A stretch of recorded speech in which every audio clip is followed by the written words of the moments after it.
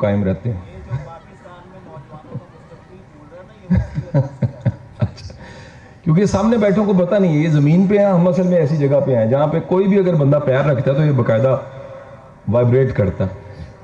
اچھا، حضور والا ایسا ہے کہ میں تاریخ کا ایک ادنا سا طالب علم ہوں اور دنیا کی ریکارڈڈ ہسٹری میں میں نے جو پڑھا ہے 10,000 سال کی تاریخ میں چند درجنوں کتابیں میں نے پڑھی ہوں گی. پڑھنے کے بعد میں اس نتیجے پہ پہنچا ہوں کہ ہم امت مسلمہ کا ایک بہت بڑا چیلنج ہے. ہمارا چیلنج یہ ہے کہ ہمارے پاس جو انفارمیشن ہے وہ انفارمیشن، لیک آف انفارمیشن کا ٹھیک نہ ہونا ہمارا بہت بڑا چیلنج ہے. میں آپ کے ساتھ جو انفارمیشن آج شیئر کرنے جا رہا ہوں آپ سن کے حیران ہو جائیں گے.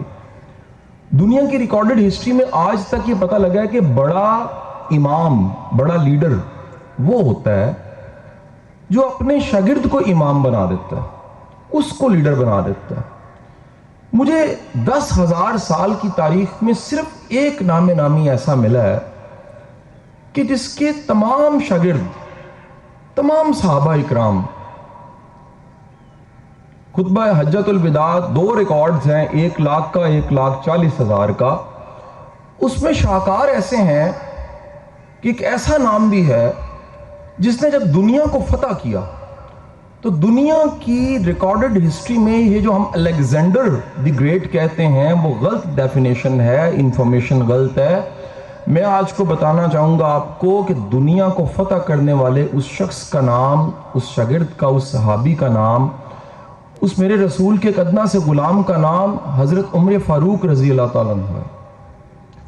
یہ کمال ہوتا ہے استاد کا کہ وہ تربیت ایسی کمال کرتا ہے کہ اونٹ اور بکریاں چرانے والے وہ عربی بدو جب فتح کرنے کو آتے ہیں تو دنیا فتح کر لیتے ہیں. اور اس موضوع پہ مختصر بات میں اس لیے کر رہا ہوں کہ وہ سارے کا سارا اسلام جو ہم ممبر سے اس وقت سن رہے ہیں وہ ہے صبر کرو، اطمینان کرو، بیٹھ جاؤ، وہ سٹیٹک اسلام ہے.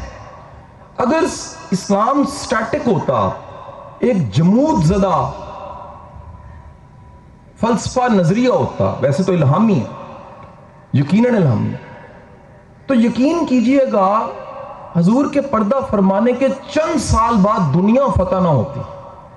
یہ سب سے بڑا ثبوت ہے اسلام کے ماڈرن ہونے کا اور ٹاپ انفلوئنسر ہونے کا.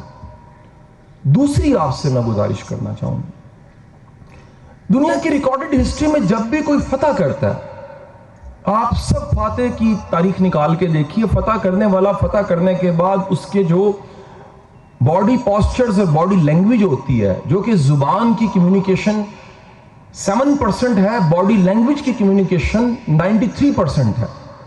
میں نے جتنے فاتح پڑھے ہیں پوری تاریخ میں آپ حضور صلی اللہ علیہ وآلہ وسلم کے قدموں کی خاک پہ بھی نثار جائیے، ایک فاتح ملے گا جو مکہ کو فتح کرتا ہے اور فتح کرنے کے بعد آپ کا سر بلند نہیں ہے، ہاتھ اونچے نہیں ہے، سر جھکا ہوا ہے اور زبان پہ اللہ کا شکر ہے.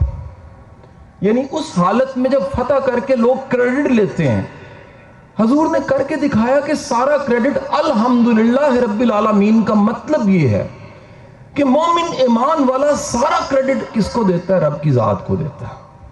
حضور والا میں آپ سب سے گزارش کروں گا مہربانی فرما کے سیرت کو خود پڑھ لیجئے. دکھ کے ساتھ یہ کہہ رہا ہوں سراج الحق صاحب، میں گورنمنٹ کے بے شمار اداروں میں پڑھاتا ہوں، میں گریڈ 17 سے 19، 18 سے 19، 18 سے 19 سے 20 یہ سب ٹریننگوں میں بے شمار اداروں میں جاتا ہوں. میں نے ایک بڑی میجورٹی ایسی دیکھی ہے اس ملک میں رول کرنے والی جنہوں نے کبھی سیرت پڑھی نہیں ہے. کتنی سیرت پڑھی ہوئی ہے؟ انہوں نے ایف اے کی کتاب کا پہلا چیپٹر جو شبلی نعمانی نے لکھا تھا جس کا نام مداوت عمل تھا، اس سے آگے سیرت نہیں پڑھی. یہاں سیرت کو انہوں نے کبھی مسجد کے خطبے میں سن لیا. میں چیلنج کرتا ہوں آپ پڑھے لکھے لوگوں سے سیرت کی 5 کتابوں کے نام پوچھئے گا، ان کو نہیں پتا ہوں گے. لیکن ان سے 5 انڈین فلموں کے نام پوچھیں گے، ان کو پتا ہوں گے. ان سے 5 ماڈرن گانوں کے نام پوچھیں گے، ان کو پتا ہوں گے. ان سے اپنے سبجیکٹ کی 5 کیا 50 کتابیں بتائیں گے جس نام نامی کو وہ کلمے میں لیتے ہیں اور دعا مانگتے ہیں کہ یا باری تعالیٰ جب دنیا سے پردہ فرمانے لگے تو آخری سانس میں کلمہ نصیب ہو، اس نام نامی کے بارے میں 5 کتابوں کا علم نہیں ہے۔ میرا لیکچر یہیں ختم ہو جاتا ہے۔ مہربانی فرما کے سیرت کو دوسروں سے سننے کی بجائے زحمت کر کے اگر حضور سے محبت کا دعویٰ ہے تو خود کبھی سیرت پڑھیے۔ میں یقین سے کہتا ہوں آپ دروشی پڑھیں گے، آپ کی آنکھوں سے نمی ختم نہیں ہوگی۔ بہت بہت شکریہ۔